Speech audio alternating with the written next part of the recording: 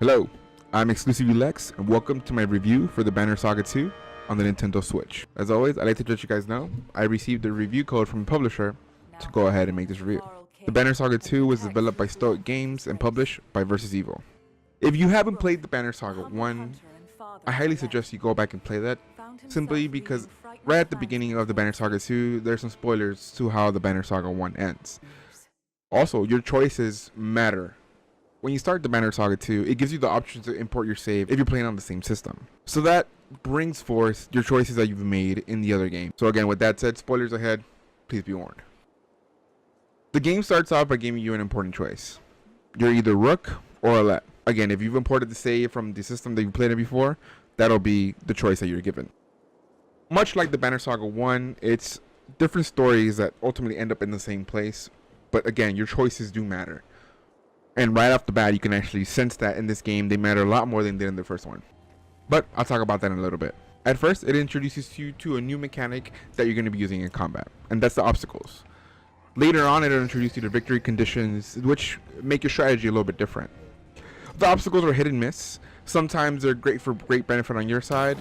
Sometimes they're a little clunky as to how the execution is done with the strategy. When you think you're hitting two things at once, but you're really hitting one, and it kind of takes you out of their immersion a little bit. All in all, they don't use them too often, and they go well with the story and how they're displayed. You have the options of setting up obstacles based on the choices that you make in the story, or whether you want to just fight a combat straight on. Of course, sometimes you don't have a choice and they're just in the battlefield. But again, it's just a minor thing. The only other minor thing is that when there's a lot of things on the field, including obstacles and of course NPCs, even on the dock mode, the FPS drops a small amount. A very, very minor amount, but again, it's more noticeable on handheld mode. But it plays great on the handheld, much like the Banner Saga 1. The art and the sound design are back in fantastic ways. The art, you can immediately just go back into what you fell in love with before and just understand how better it is this time. Especially the cutscenes and the way that everything moves around and reacts to what's going on in the story. But the sound design for me is what really brings it all together further immersion with this. You hear different things going on in the background. Of course, when people fight and things hit each other, weapons are smacking against each other, you hear all this. The voiceover is fantastic. The Banner Saga 2 is a great sequel to the Banner Saga 1. And having with you on the go, where you can again pick it up in 15-minute intervals, play a battle, go to the next town, worry about your supplies, worry about your choices, it's a definitely great game to add to your library. Going back to that, your choices matter. You have more people at your disposal now, and that means that the caravan and the fighters and the different people at your disposal fluctuate up and down. You have more infighting between the actual caravan itself. You have more choices as to what you want to take with you. Do you want to have more fighters? Do you want to have a bigger caravan? How do you want to do it? Now, depending on who you play as, whether it's Rook or Alette, their personalities are a whole lot different. Rook, as the guy who lost Alette, is more distraught and less caring about what happens to him. He runs into battle swiftly, trying to save anybody and anything he can. He hears things and he wants to react to that, thinking he can save that person. He doesn't want to lose anyone anymore. He feels like he failed somebody and he doesn't want to do that ever again. Alette, on the other hand, she grows to be the person who gives you choices, this leader who's growing up in this caravan. Of course, she's lost someone, but she's coming on her own, and it's a different way of dealing with leadership, but it's also a different way of understanding these two characters that you met before. Now, you're introduced into a different character in this game as well, by the name of Bolberg.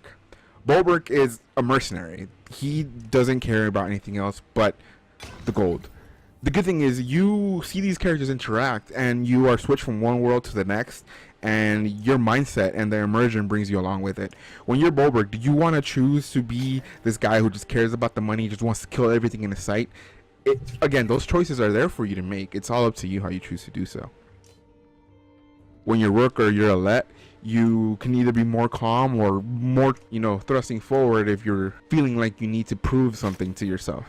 But again, all of these combines and they all ultimately end up on the end path. The choices that you make obviously differ as how you get there and what happens at the end. But all of that happens because of everything that you put into this game. And it's one of the reasons why it's a great pickup to have. You feel like those choices you made are actually worth something and not just something that you feel like the game just makes you do because it's gameplay. It's not at all like that. I talked a little bit about the combat because the combat is pretty much the same from Banner Saga 1 if you played it before. You either attack the armor, you attack the health. You have new combat units in different ways that they interact, but again, you still make the same choice of who you want in front, who you want in back, who you want to level up, who you want to give items to. Depending on how you set your turn order, depending on how you set your army, it's all up to you in that battle and whether you win or you lose that actual battle. If your characters go down, they can either be injured or they can be killed. So you don't want to just blatantly go in there and just run in all melee. Sometimes range is great to have. Sometimes all range is better. All melee is better. Depending how you play, depending how you see it. But before I do end this review, and of course you already know what I think of this game, let me show you this simple explanation of what choice means in this game.